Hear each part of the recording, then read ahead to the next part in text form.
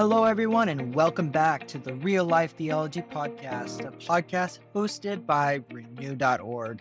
In today's episode, we feature a special interview between Daniel McCoy and Jeremy Bacon discussing the profound impact the Sermon on the Mount had in their lives. They talk about how the Sermon on the Mount found them, the comfort and affliction they experienced before discovering it, and how it changed their perspective on Jesus and his teachings. Glad to have you with us, and I hope you guys enjoy this episode. Well, Jeremy, I've heard that the ancient prophets comforted the afflicted and afflicted the comfortable. So in your life, were you more in a state of comfort or affliction when you discovered the Sermon on the Mount? That's a really thick question. I would also have to say, I think the Sermon on the Mount found me more than me finding the Sermon on the Mount. Comforted or afflicted? I think I would say, like, in my personal life, I was probably in the afflicted category. I was going through it was a pretty extensive rough patch. So there's plenty of comfort that I found in the Sermon on the Mount. I mean, the thing begins, blessed are the poor in spirit. And I was like, that's me. But more theologically, I think I was going in more comforted. In fact, I almost didn't want to do the Sermon on the Mount because I was picking something to use to teach exegesis and stuff. And I was like, that's all this practical stuff and not really meaty exegetical stuff. And I tried to avoid it. And I was doing it for a teaching trip in Kenya. And I had already been a couple times. I taught Romans 8 once.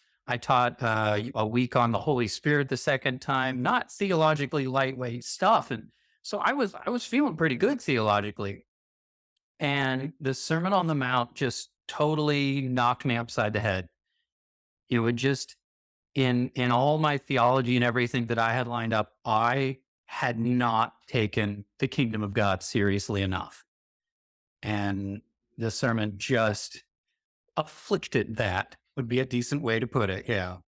My first impression of you when I was a freshman at Ozark Christian College and you were, I think, a senior at the time is just what I heard people say. They said, man, Jerry Bacon, the guy's a genius, probably the smartest guy that Ozark's produced in a long time. And, now I've got to know you, we've kind of become friends. My impression is obviously you're a very, very smart guy, gifted writer, gifted thinker. But my main impression of you is that you look at Jesus and say, man, he's a genius. And that you genuinely do believe that this is the guy that has all the answers. And we really need to be living our lives based upon his teachings. This is the way to life. And so, was there a point along the way where you started to see Jesus more that way? And was that kind of that interface with your study of the Sermon on the Mount? Well, as far as me being the smartest person at Ozark, I don't know about that. I wouldn't have wanted to go head to head with somebody like Matt Martin or April Bowen. But I think as far as Jesus, really, Ozark kind of put me on a trajectory towards really making my entire faith life centered on Jesus himself. And not the idea of Jesus, but Jesus. And kind of drilling down to that focus pretty much describes my faith journey, basically from then to even till now. Kind of just, the more I would focus on Jesus, the more other things just kind of got pushed to the periphery. Like, okay, those are fine, maybe not, but I just focused on him, like forms of Christianity, whatever. I mean, even just being really intense about all the propositions I could affirm that gets a little less important, and all the kind of cultural shibboleths just kind of go to this side and just on him. But as far as, I mean, honestly, really seeing Jesus as a genius, it probably did develop as I was studying the Sermon on the Mount. I probably started into this stuff. Well, no, I did. I started into about 2018. That was when I was like, okay, Sermon on the Mount. This is what I'm looking into. And and eventually I was really struck by the strong wisdom literature kind of strain in the Sermon on the Mount. Wisdom literature, instead of being like speaking down from the mountain, thus says the Lord kind of thing, it's the gruff guy on the street just going, look, kid, this is just how it works. And there's so much of that in the Sermon on the Mount. And I think maybe I started seeing it because I was just in a weird place. I mean, after I left the ministry, I ended up working at a big box home improvement store. And that's where I still work. And it's a very real, sometimes very gritty environment. And in that kind of environment, if the rubber doesn't meet the road, it's like you scrap it immediately and you move on. You're like, I ain't got time for that. Um, and I had been listening to a lot of different, types of podcasts just about other things, like just people living their lives, other places in the world, podcasts about leadership, a lot of the personal development stuff going on. And I was seeing how a lot of this stuff could really inform just kind of a living effectively in the store where I was working. And then I start reading the Sermon on the Mount and I'm like, wait a second. Jesus is saying all of this. I mean, it's like the cutting edge stuff, neuroscience and happiness studies are like the cutting edge stuff. And it's like, yeah, that's exactly what Jesus says. And like the cutting edge, like leadership, here's how you really lead people. And it's like, he's already said it. And at best, it's like we come to some new wisdom understanding of, okay, this is an effective way to be in the world. And when we come to that understanding, we realize, oh, Jesus was already there. Like he's already been down this path and he's just kind of waiting for us to catch up. And all this other stuff I was seeing coming out of almost just a secular attempt to live wisely was just fleshing out. It was just kind of us realizing, oh, that's what Jesus was talking about. Because there's no one who understands people like Jesus. So if I want to know how to deal with people better, he's the one I want to listen to. Mhm.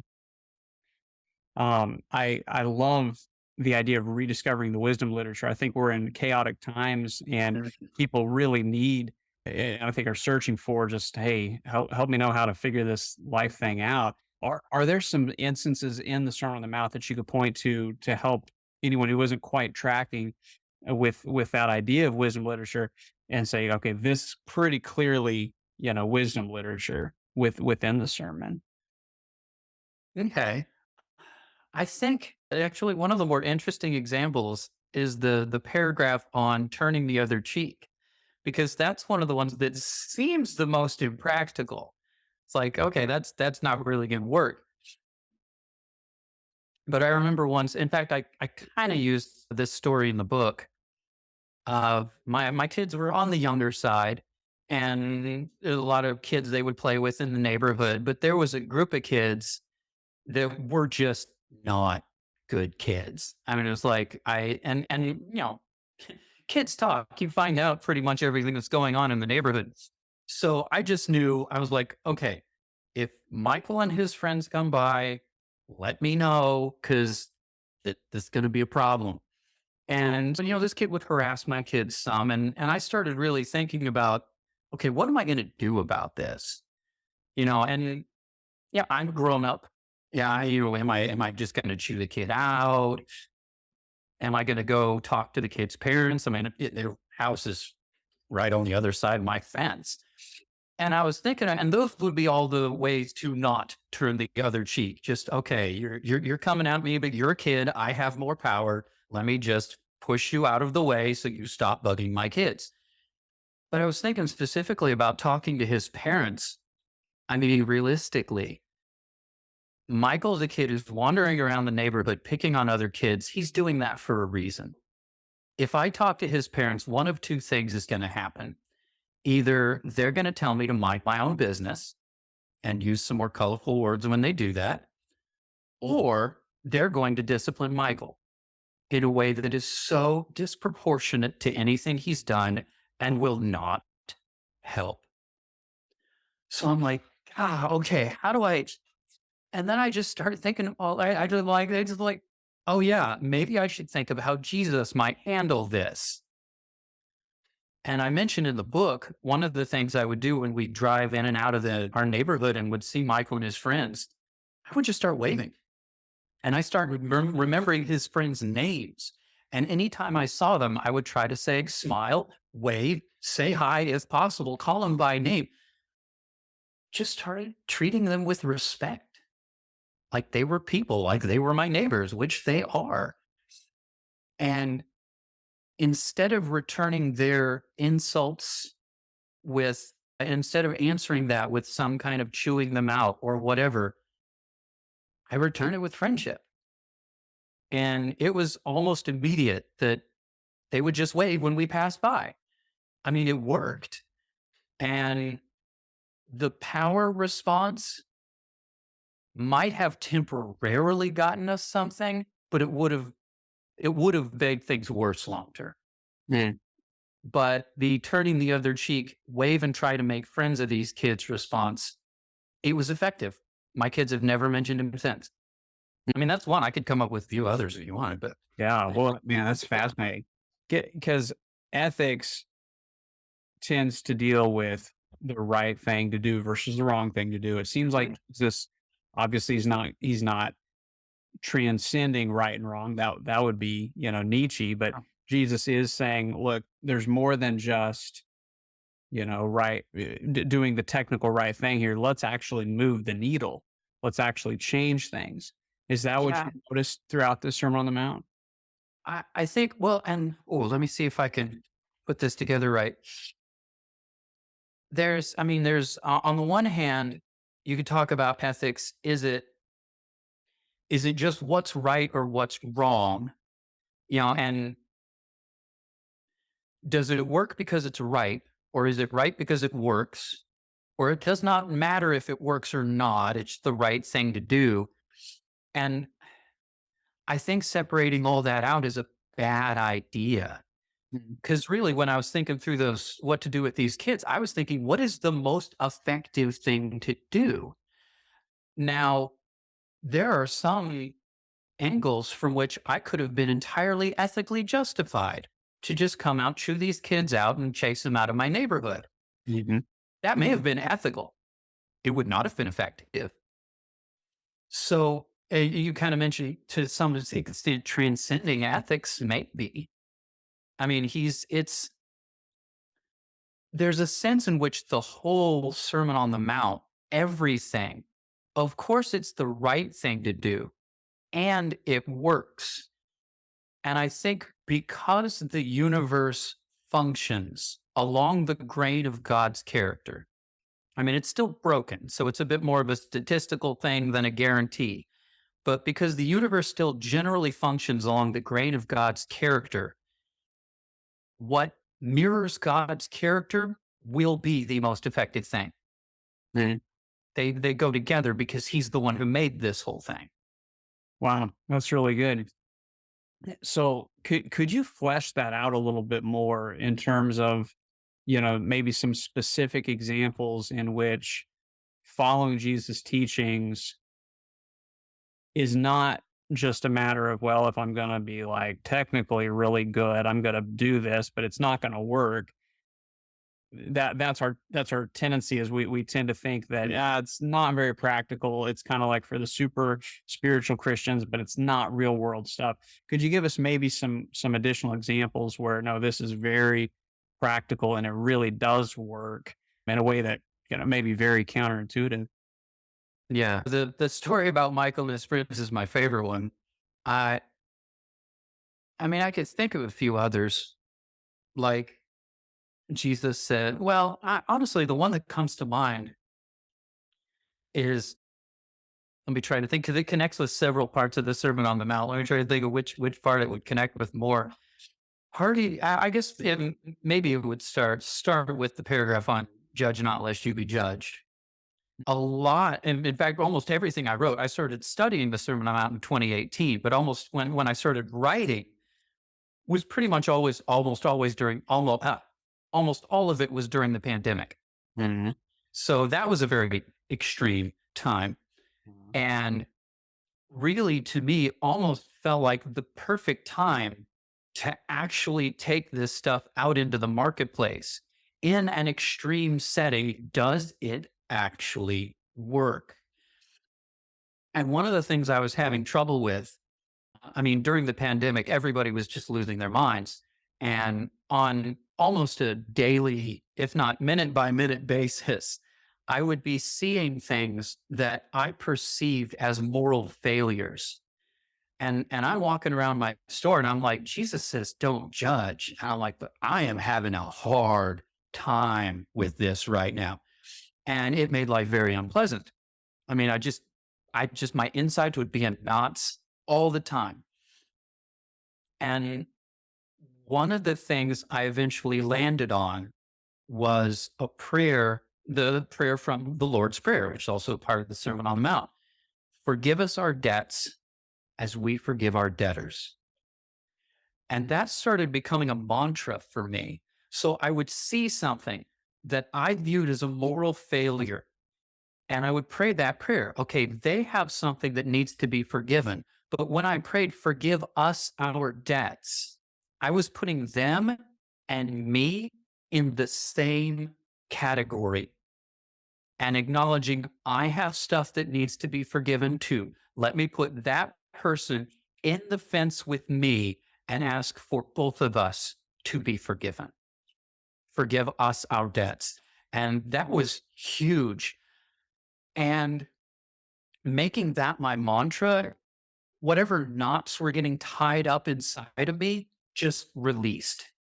And being in the world just became a whole lot lighter for me. That's actually one of the major ways I made it through the pandemic, with working in a retail store without losing my mind.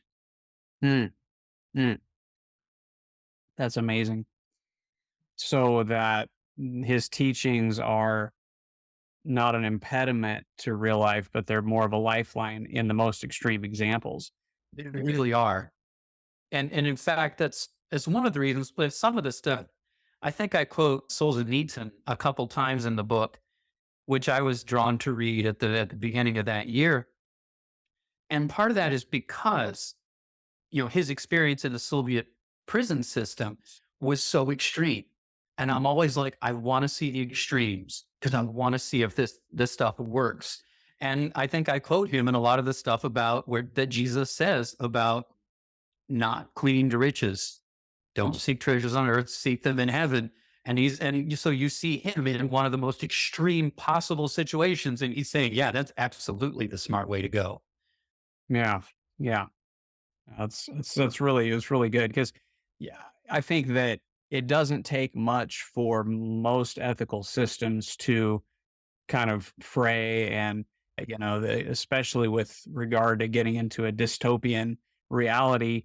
There's just every ethical system is pushed to the extreme, and it breaks apart. But what you're saying is that Jesus' teachings, even in the extreme scenarios, is it not only is the right thing to do, but it actually works. It actually brings peace, and it actually helps move the needle for other people.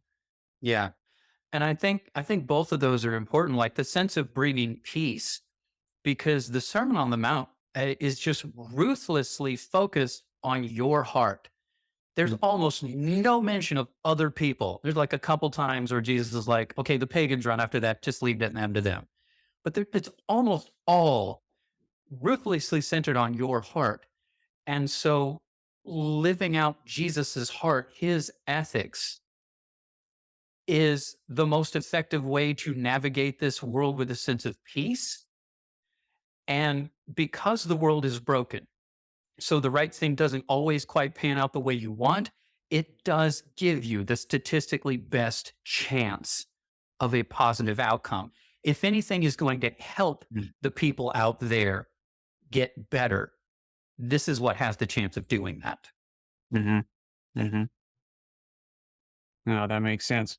So in your book, Sermon on the Mount, there's a part where you're talking about how heaven and the kingdom of God is near, and in Jesus, it's real, it's close, it's accessible. And then you write this, you say, the implications for how I live the next time I walk out the door are enormous. You say it upends every investment I make here and indicates that true value lies in totally different things. So let's talk about values and how the Sermon on the Mount just takes a sledgehammer to our value system and starts to turn things right side up. What are some areas in which in your life the values have begun to go right side up because of the Sermon on the Mount, where you're unlearning false values, you're learning to value the things that Jesus values? That's such a dangerous question because any values I have that I feel have been challenged and subverted are very likely to be values other Christians have and are not quite ready to see them as wrong and in need of subversion. So that's a very dangerous question.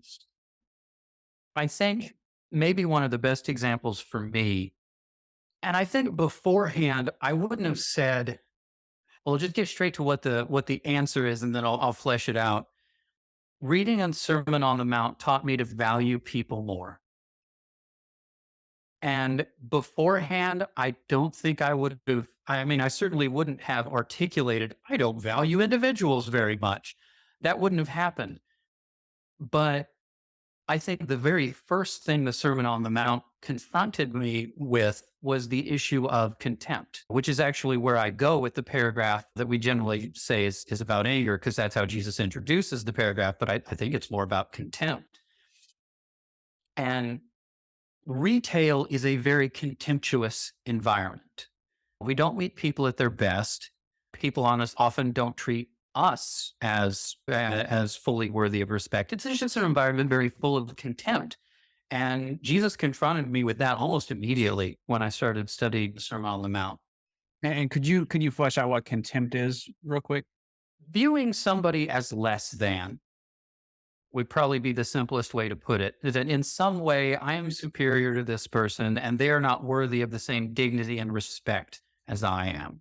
Which is not like a momentary slight. It's like holding them. It's literally holding them in a state of less than. Is that right? Yeah, that's a good way to put it. Yeah. And unfortunately, I think we are living in an era where contempt sells.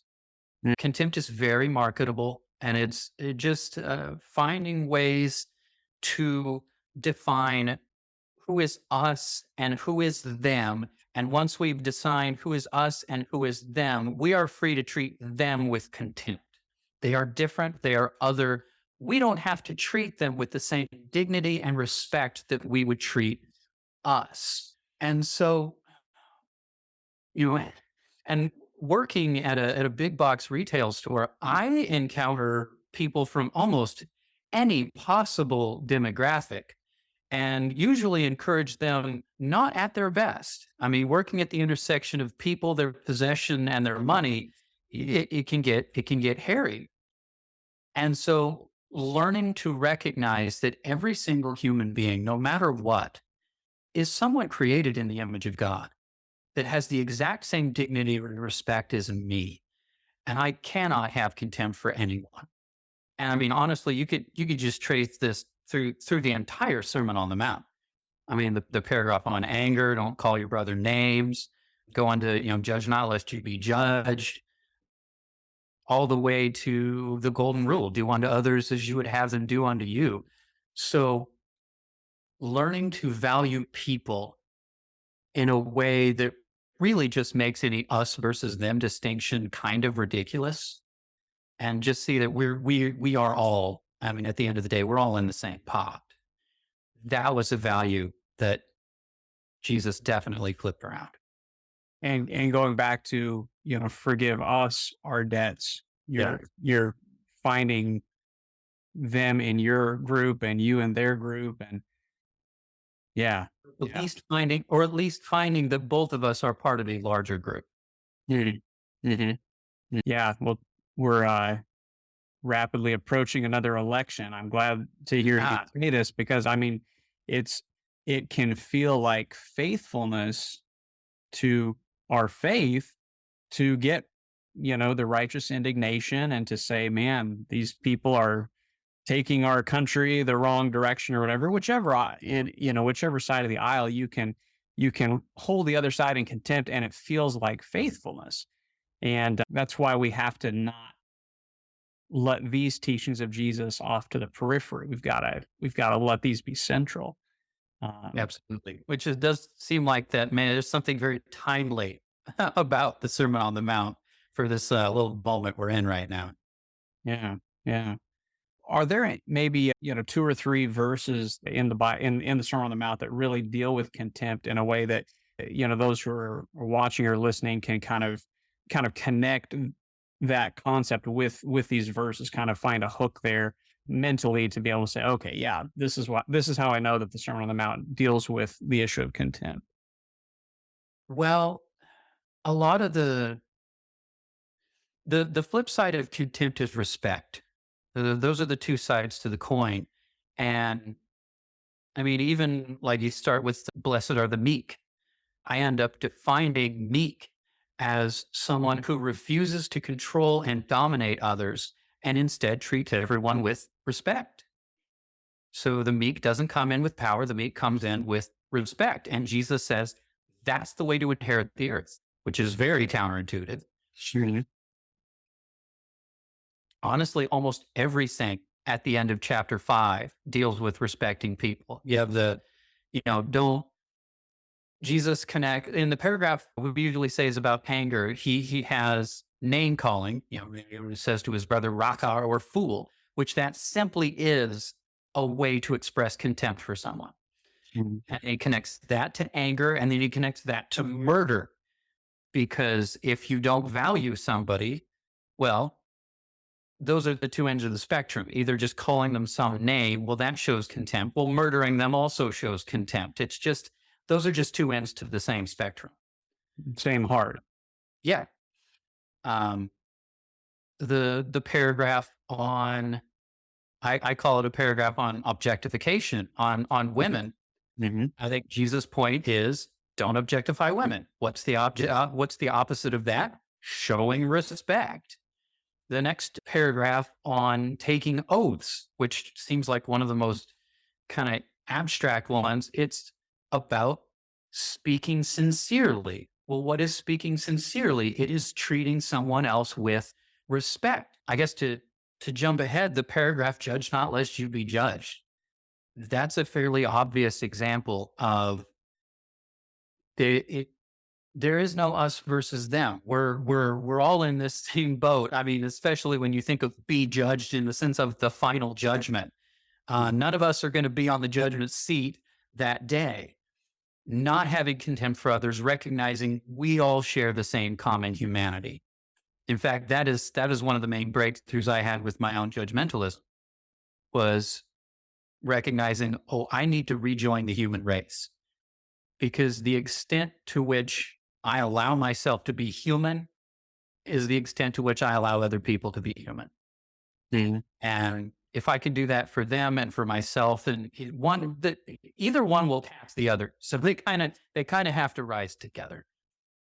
How have you been able to use the teachings of contempt versus respect within parenting? Because you're a parent, 3 kids, right? Has that been helpful for parenting? And because I'm sure a lot of people watching or listening, that's an immediate application to these teachings, because we're parents and we definitely want to be we definitely don't want to kind of let the concrete harden into some unfortunate attitudes that can kind of keep cropping up every day. Yeah. I think an important thing I realized going through the Sermon on the Mount is the Sermon on the Mount, it doesn't mean, none of the stuff about you not having contempt for people and all that, it doesn't mean you can't draw boundaries. In fact, drawing a boundary can be a way of showing respect for somebody and being clear about it. If I tell my kids, okay, this behavior, I cannot respond to that in an affirming way. I can't affirm that behavior. So if you go this route, this is the boundary I'm going to draw. Simply telling them that and being clear about it is kind of a sign of respect. And so I'm not yelling about it. I'm just telling them what I am going to do based on what they're going to do. And I think that's a fairly respectful way of approaching it. I mean, you still draw boundaries, and honestly, there's a similar sense, especially the littler that kids get. Just recognize they're still people. They're little people, but they're still people. And the struggles they go through seem silly to you, but that's because you're not 5. When you were 5, it was a big deal. And just have some respect for how difficult it is for them at that moment. Thank you guys for tuning into this episode. If you haven't already, check out the description. Check out renew.org. We got some great blogs, some great podcasts, some great articles up there, as well as in the description, you'll see a link to Jeremy Bacon's book on the Sermon on the Mount. If you by any chance are interested in looking into his book, click on that link. It'll take you straight to it. You can read a little article about it on Renew and so forth. So once again, thank you for listening to the Real Life Theology Podcast, where we renew the teachings of Jesus to fuel disciple making. Now, stay tuned next week. We're coming up with another interview with Jeremy Bacon and Daniel McCoy. So I hope you guys have a great day. See you next week.